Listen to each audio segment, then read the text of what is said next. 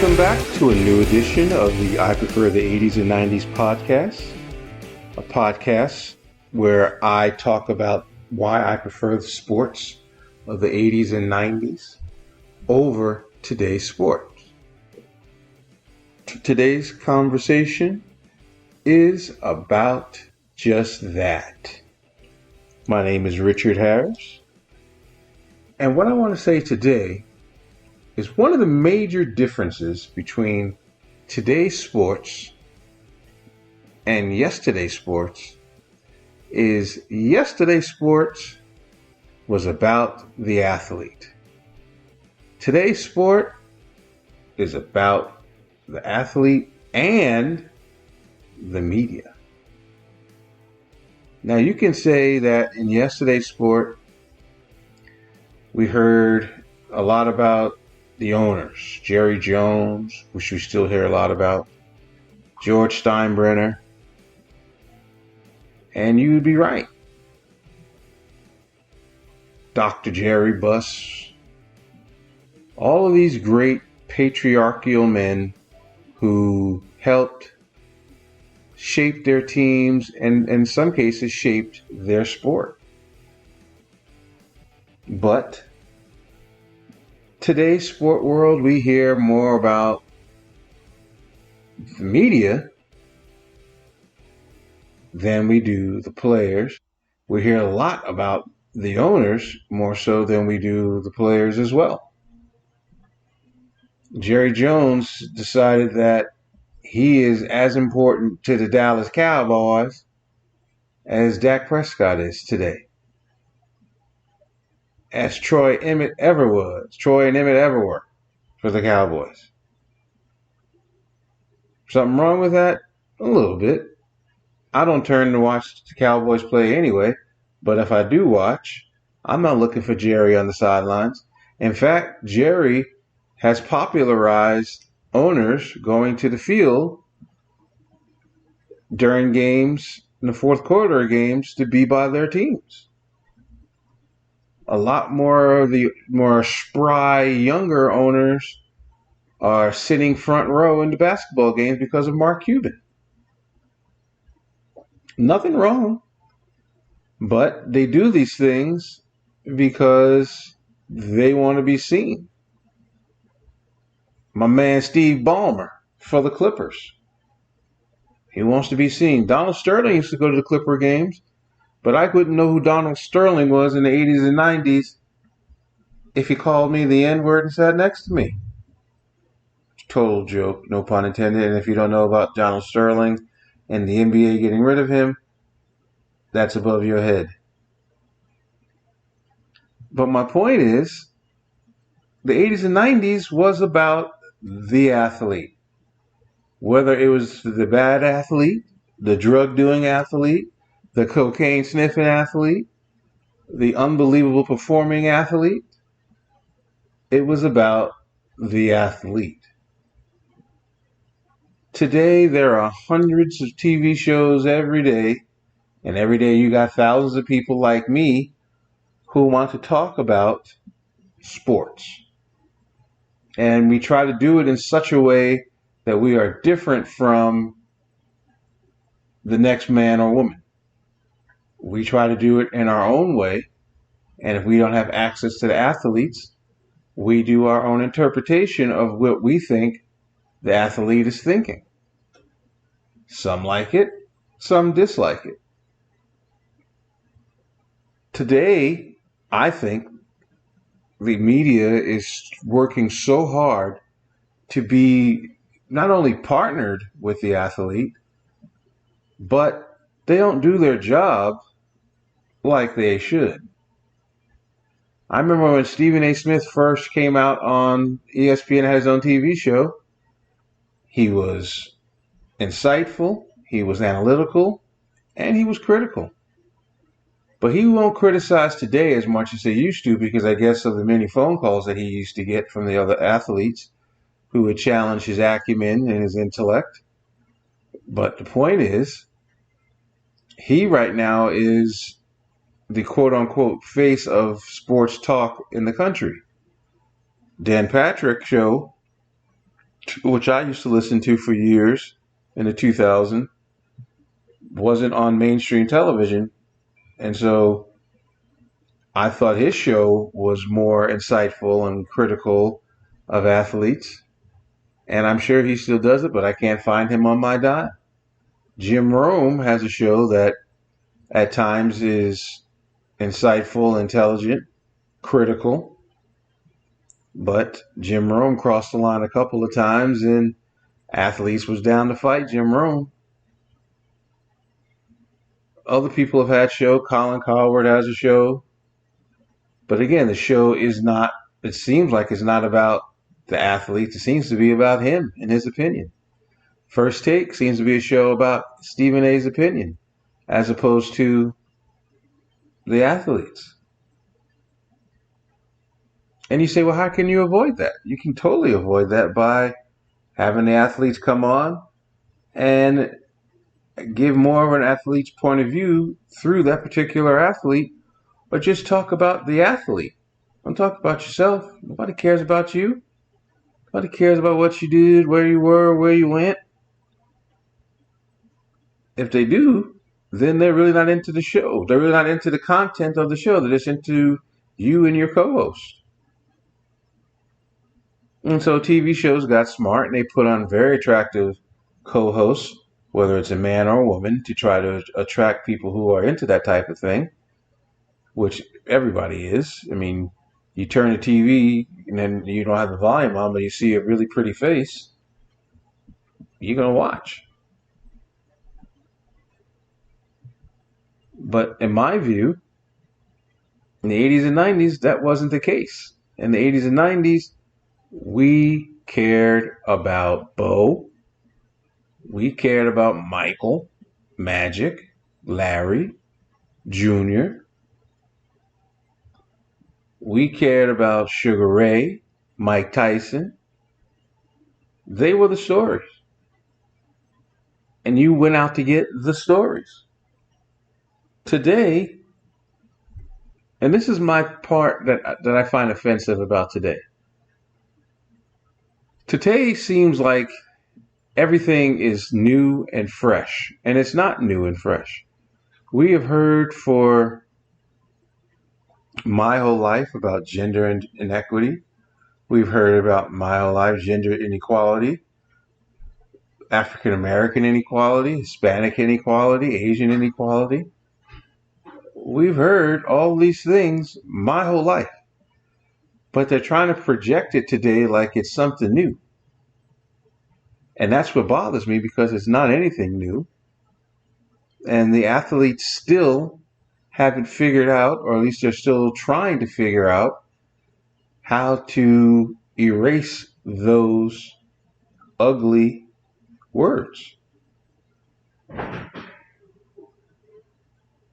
And it's offensive to me, because women are just as smart as men, if not smarter. Women use the products that men use and more. That's the only difference. That's why the salaries are different between men and women, is that nobody has figured out how to go to CBS, NBC, ABC, Fox, ESPN, and say, hey, we deserve to be paid like the men because we use the same products as the men, and we can get those products to pay more money to your networks, therefore increasing our salaries.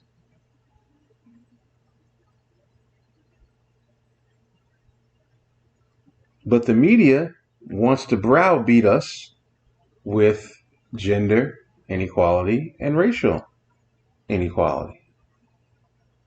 The media wants to control what we see and what we think. They do that by every day having GOAT conversations, every day analyzing everything about the sport. You watch an Angels baseball game, and all day and night long they talk about Shohei Ohtani. Even though the Angels are under 500 and ain't going to the playoffs. It's not about winning in sports. You talk about the Lakers every day, not the Nuggets who won the championship. We talk about the Lakers. Talk about the Phoenix Suns. We talk about the Brooklyn Nets every day. Why? They're not the stories. In football, for months, you talk about Lamar Jackson.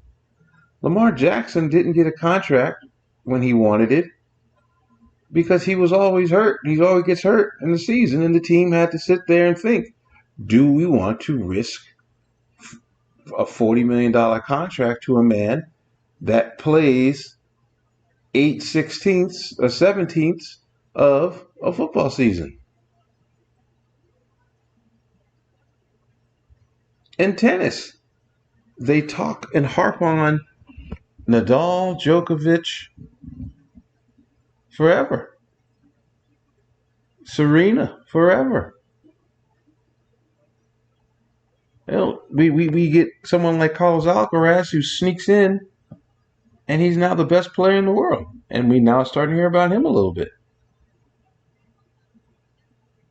I'm a watcher, so I watch everything. So you don't got to tell me anything, because I will tell you about it on a blog or I'll tell you about it on Facebook. I watch everything for a purpose so that I create my own eyes and view what I see. The media is creating Victor Wembanyama to be supposedly the greatest 19-year-old basketball player ever to live. What if he stinks?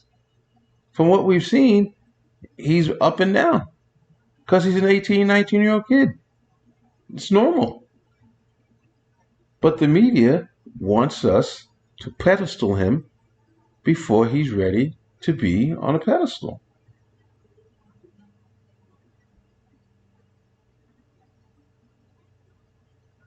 Let the action, let the athlete dictate to us what it is we see. Simple as that. Everyone's excited for this football season this year. It's not because of the media. It's because the AFC has 8 teams that supposedly can win a Super Bowl. The NFC apparently only has a handful. And so people want to see how the AFC is going to maneuver itself and get the right team in the Super Bowl or the best team in the Super Bowl. And the NFC, everyone's saying that's really only 2 teams that can make it to the Super Bowl, but they're going to be surprised because the Saints are going to be better than you think. So are the Packers, and so are the Bears. And so are those ill-fated Dallas Cowboys.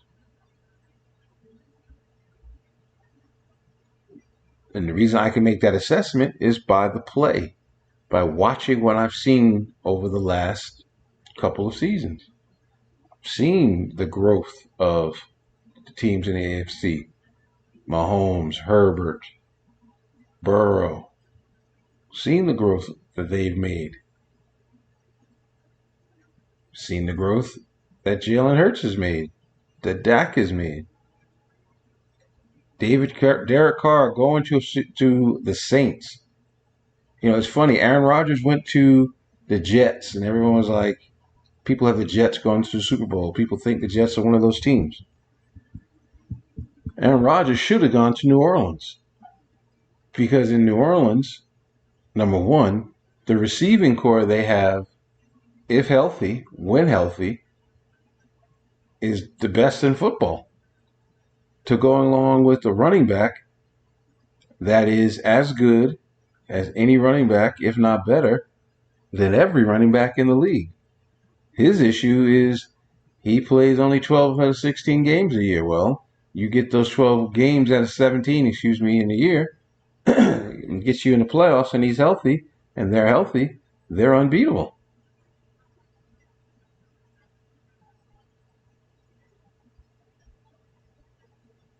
They have the goods.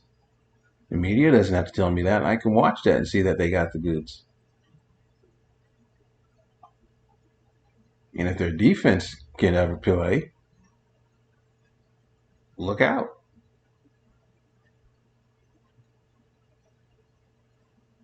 But think about it. If you were alive in the 80s and 90s and you watched sports, yes, they used to drive us crazy ad nauseum with the love for Michael Jordan and the love of Bo Jackson and the love of Jose Canseco and Sugar Ray and Mike Tyson. Yeah. But the bottom line is they were the story. There was no other story. Mike Tyson had issues with the media, yeah. Mike Tyson obviously had his terrible issue with going to jail, yeah. But the story wasn't innuendoed. It was supposedly based on fact, and it was based on what we saw. We saw him win his first, 19 fights by knockout?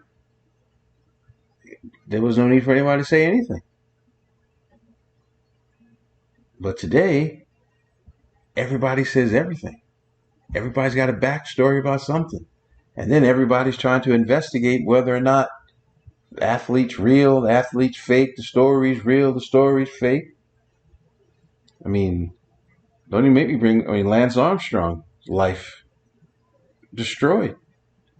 They keep trying to destroy Barry Bonds, and he still won't say he took steroids.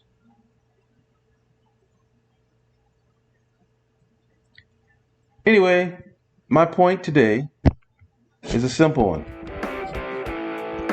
I prefer the 80s and 90s sports because it's about the athletes, not about the press, not about the owners. And I hope you do too. And I hope it goes back to being about the athletes and about the teams as opposed to people